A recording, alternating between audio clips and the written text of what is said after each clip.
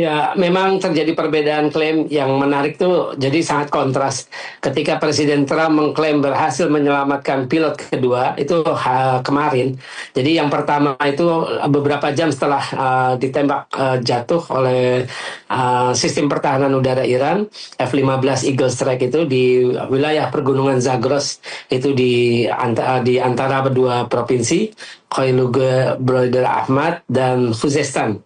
Jadi di antara dua provinsi itu. Nah, terus kemudian lewat operasi mengerahkan ratusan pasukan komando, puluhan jet dan helikopter tempur, kemungkinan juga ada F-35 di sana, ada F-22 Raptor atau F-15, kemudian helikopter Black Hawk. Terus juga ada kabarnya ada Chinook dan pesawat angkut Hercules Superjet karena untuk membawa pasukan komando yang ratusan itu sendiri. Nah, tapi dari sisi Garda Revolusi Islam Iran, mereka mengklaim bahwa operasi itu gagal. Jadi sama sekali baik, tapi Iran tidak bilang apakah mereka berhasil menemukan pilot yang navigator itu sistem sistem weapon of visor itu SWO atau tidak. Tapi yang jelas Garda Revolusi membantah bahwa Amerika telah berhasil mengevakuasi menyelamatkan pilot yang kedua yang menurut Trump berpangkat kolonel. Nah, ada yang menarik di sini. Menurut Khatam Al-Anbiya, markas besar Khatam Al-Anbiya, dia bilang ada 4 pesawat tempur Amerika Serikat yang berhasil ditembak jatuh. Yang pertama adalah 2 C-130, itu Hercules Superjet C-130, kemudian 2 Black Hawk yang berhasil ditembak. Jadi 4 dalam operasi penyelamatan itu. Tapi yang diakui oleh Amerika hanya 2 C-130. Nah, kabar 2 C-130 itu akhirnya berhasil mendarat darurat di sebuah bandara di wilayah pegunungan Zagros itu yang memang sudah tidak dipakai lagi, dan mereka memanggil 3 pesawat angkut baru untuk menggantikan itu. Tapi sebelum mereka pergi, ini dari versi Amerika. Sebelum mereka pergi, mereka menghancurkan 2 Hercules C-130 itu agar tidak bisa digunakan atau diambil oleh Iran. Jadi saya kira perang narasi ini sangat penting karena memang hal memalukan bagi Amerika ketika jet-jet tempur canggih mereka ternyata bisa dijatuhkan oleh Iran. Iran ini kan ya sudah dikenai embargo militer sejak 1979, tapi bisa mengembangkan sistem pertahanan udara yang bagus. Bahkan klaim dari juru bicara markas Khatam Al-Anbiya, Ibrahim Zulfagari, dia bilang bahwa Iran sudah menerjunkan sistem pertahanan udara yang baru, dan itu buatan dari ilmuwan-ilmuwan atau ahli-ahli persenjataan Iran. Dari semuanya versi Garda Revolusi itu sudah banyak jet tempur Amerika Serikat yang rusak ataupun ditembak jatuh. Selain F-15 Eagle Strike ini harga per unitnya $110 juta. Kemudian ada E-3 AWACS. E-3 AWACS itu yang di pangkalan Pangeran Sultan di Arab Saudi yang dihantam oleh rudal Iran. Itu kalau nggak salah 1 atau 2, itu harganya sekarang sekitar $700 juta. Kemudian Garda Revolusi hari ini mengklaim mereka sudah menembak jatuh 162 pesawat nirawak Hermes 900 milik militer Israel dan MQ-9 Reaper milik Amerika Serikat. Selain itu juga sudah menembak 2 tadi seperti pengakuan versi Garda Revolusi, sudah menembak jatuh 2 helikopter tempur Black Hawk, tapi yang diakui Amerika hanya Hercules C-130. Itu kalau Hercules C-130 pesawat angkut personal ini harganya antara 70 sampai $100 juta per unit.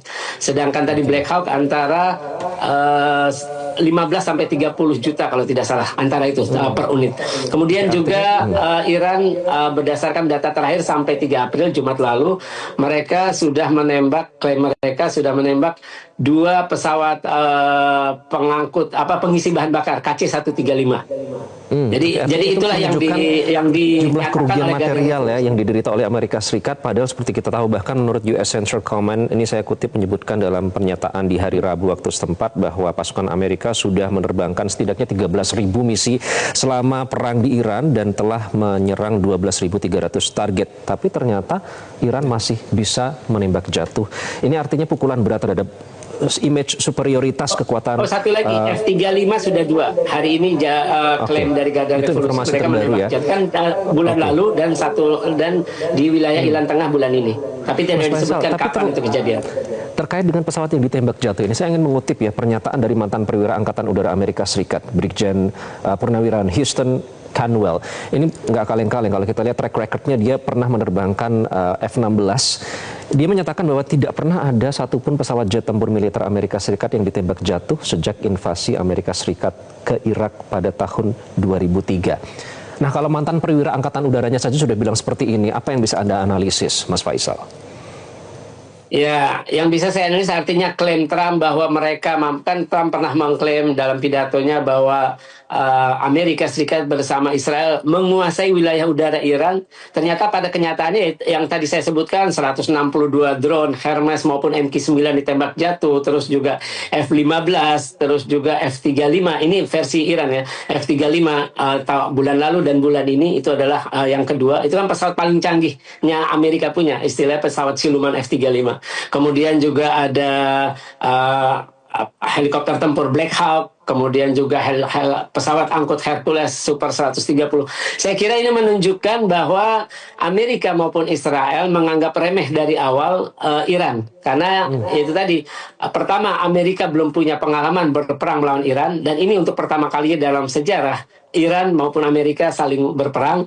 Sedangkan Israel juga sudah mengalami setahun sebelumnya, tapi mereka mungkin menganggap bahwa kalau diserbu berdua, dikeroyok antara Israel dengan Amerika mengeroyok Iran, mungkin hasilnya berbeda dengan tahun lalu. Ternyata hasilnya juga sama, Iran masih bisa bertahan, bahkan bisa meladeni, walaupun mereka secara pesawat tempur mereka tidak punya koleksi yang canggih ya. Terakhir yang saya ketahui mereka hanya punya Sukhoi Su-24, sedangkan Sukhoi tercanggih itu buatan Rusia adalah Su-35 untuk meladeni F-35. Jadi ya artinya Amerika maupun Israel salah perhitungan dengan meremehkan Iran karena mereka sudah dikena embargo oleh Amerika maupun Barat sejak 1979. Oke, Mas Faisal, yang menarik ya, Trump menyebutkan seperti biasa di Truth Social-nya bahwa di bawah arahan saya, militer Amerika Serikat menurunkan puluhan angkatan udara dipersenjatai dengan senjata paling mematikan di dunia. Nah, seolah ingin menyatakan bahwa dalam hal ini Trump tidak ingin meninggalkan prajuritnya dan untuk menaikkan moral pasukan dan kepercayaan dari publik.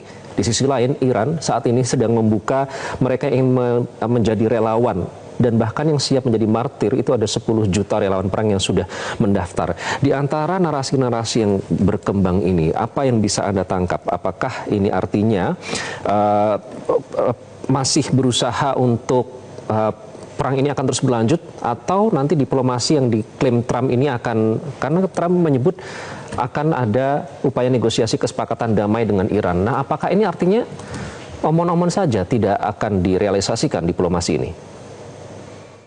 Yang pertama, kalau kita lihat rekam jejak Trump yang selalu berbohong, ya kita harus skeptis terhadap pernyataan Trump bahwa mereka telah menerjunkan ini, mereka telah berhasil menurunkan menguasai wilayah udara Iran. Terus juga klaim ini juga masih dibantah oleh Garda Revolusi. Ya saya kira apa yang dilakukan Trump dengan sesumbar berhasil menyelamatkan pilot SWO, ya walaupun itu benar, itu sebenarnya upaya Trump untuk mengembalikan kepercayaan rakyat Amerika, terutama pasukannya. Karena kita tahu banyak veteran-veteran Amerika, jenderal-jenderal Amerika juga maupun perwira-perwira petinggi-petinggi intelijen Amerika yang juga menolak perang ini. Karena mereka yang pertama seperti kata, saya lupa namanya, mantan penasehat Gedung Putih, mantan penasehat Pentagon, dia bilang Iran setelah perang ini akan muncul sebagai negara adik kuasa. Bahkan kita lihat dia bilangnya seperti itu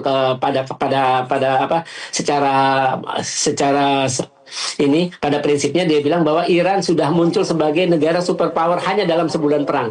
Ya karena dia melihat ternyata Iran mampu meladeni dua negara superpower, Israel superpower di Timur Tengah dan Iran sebagai Amerika Serikat sebagai superpower di dunia. Jadi negara yang mampu meladeni superpower ya masuk kategori superpower, itu menurut seorang mantan penasehat Pentagon atau sekarang namanya Departemen Perang Amerika. Nah, Iran juga sudah menyatakan kalau misalkan Trump bilang bahwa ingin negosiasi, ini ada yang menarik. Jadi saya lupa medianya apa, memberitakan bahwa Washington meminta kepada Teheran untuk gencatan senjata selama 48 jam, dan itu ditolak oleh Iran. Nah, dengan kita lihat narasi-narasi semacam itu, dan kita tidak pernah melihat Iran berbicara tentang gencatan senjata. Iran tidak pernah berbicara tentang negosiasi. Artinya kita lihat semua selalu dari pihak Trump, karena Netanyahu juga tidak pernah berbicara itu. Artinya kita lihat Trump sudah menyadari bahwa Iran tidak bisa dikalahkan. Iran selain tidak bisa didikte, Iran juga tidak bisa dikalahkan. Nah, inilah yang membuat akhirnya Iranlah yang akan menentukan kapan perang ini berakhir. Selama Iran menganggap, karena Abbas Araghchi, Menteri Luar Negeri Iran, pernah bilang, perang kali ini akan berlanjut terus sampai Amerika maupun Israel tidak pernah lagi berpikir untuk menyerang Iran. Artinya Iran akan memberikan pelajaran terbaik yang akan dikenang semua masyarakat Amerika, mulai dari masyarakat sipil sampai elitnya, baik elit sipil maupun militer. Oke, Mas Faisal, yaitu semakin mengkonfirmasi bahwa setelah 5 minggu dijatuhi ribuan bom, ternyata Iran masih punya kapasitas untuk menimbulkan kerusakan dan kehancuran bagi superioritas kekuatan Angkatan Udara Militer Amerika Serikat. Anda tadi sempat menyatakan soal Pentagon dan juga Departemen Pertahanan. Yang menjadi pertanyaan saya, Mas Faisal, selama ini kan yang mengeluarkan pernyataan itu selalu langsung presidennya ya, padahal di situ ada Pentagon, ada Departemen Pertahanan Amerika Serikat.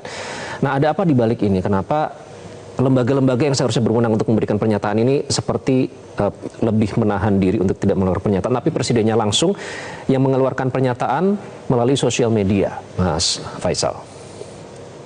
Ya, pertama, posisinya sebagai kepala negara sekaligus pemerintahan memang tanggung jawab Trump dalam menentukan perang dimanapun di berbagai negara termasuk Indonesia.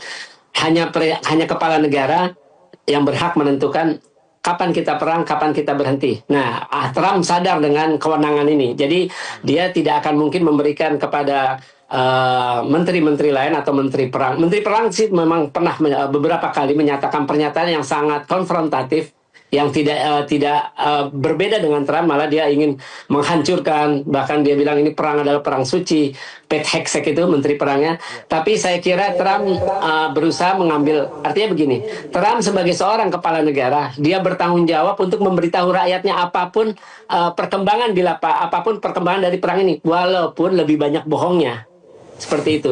Nah, saya kira selain itu juga Trump narsis. Trump pengen dia yang akan tampil untuk menjelaskan perang ini, karena memang dia juga dari awal tidak mematuhi atau tidak menuruti arahan-arahan dari intelijen. Pihak intelijen Amerika, karena kan memang salah satunya mantan direktur CIA John Brennan bilang bahwa perang ini adalah hal yang keliru karena Iran tidak pernah menjadi ancaman nyata bagi Amerika Serikat. Kita tahu walaupun Iran dipropaganda negatif mengembangkan senjata nuklir, meski Iran punya kemampuan, dan kita sudah lihat tahun lalu dan tahun ini lebih terasa kemampuan Iran tidak pernah menyerang pangkalan-pangkalan militer Amerika walaupun dipropaganda negatif. Saya kira Trump berusaha, kenapa Trump yang harus ngomong? Karena Trump berusaha meyakinkan kepada rakyatnya bahwa perang ini adalah perang yang punya alasan kuat. Walaupun pada kenyataannya sekarang Trump sadar, ternyata dia tidak mampu mengganti rezim, dia juga tidak mampu melumpuhkan kekuatan Iran. Oke. Artinya menjustifikasi perang yang ia buat sendiri tidak sesuai dengan klaim, tidak akan meninggalkan prajuritnya, tapi di sisi lain justru lebih ada lagi pertumpahan darah dari warganya. Terakhir, Mas Faisal, singkat saja, menurut Anda kalau sudah seperti ini akan lebih banyak pertumpahan darah dari para prajurit Amerika dari perang yang dipaksakan.